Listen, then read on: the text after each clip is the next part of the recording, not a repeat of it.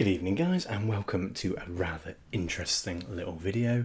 You're going to see a pretty big sole fracture here. It's actually double fractured, which I keep saying I don't see very often, and I really don't, but I seem to have seen 2 or 3 in the last few months, so that's why we're seeing it fairly often. But let me take you through exactly what we're going to do to treat this really interesting sole fracture.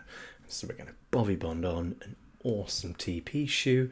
These are actually Vetex TP shoe, as you'll see the little Vetex logo on them, but these shoes are absolutely awesome.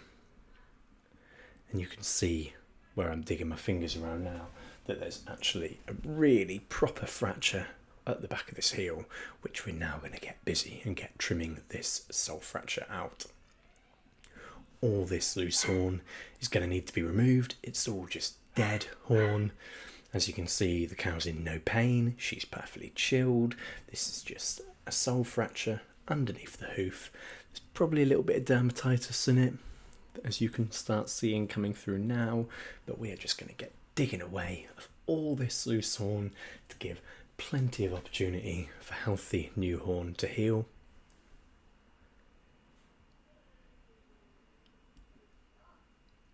I have to keep changing the way I'm trimming, sometimes up, sometimes down, just so it gets the maximum amount of loose horn off with as little discomfort to the cow as possible.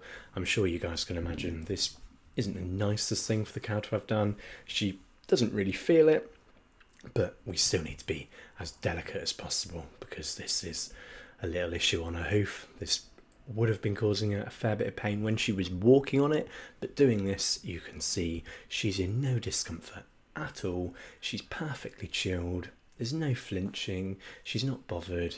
So she is doing really good, and she's being really well behaved while she's in this machine.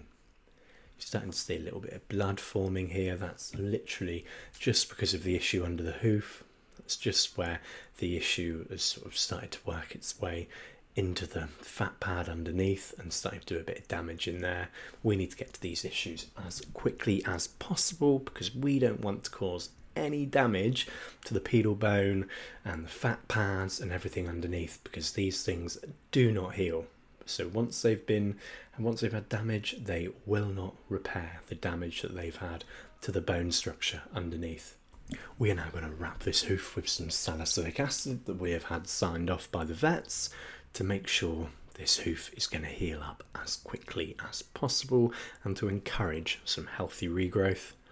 Now you're going to see the cow chilling while she's having a pedicure. And that's it, that's me done. Let's watch her walk. Let's see how well she walks.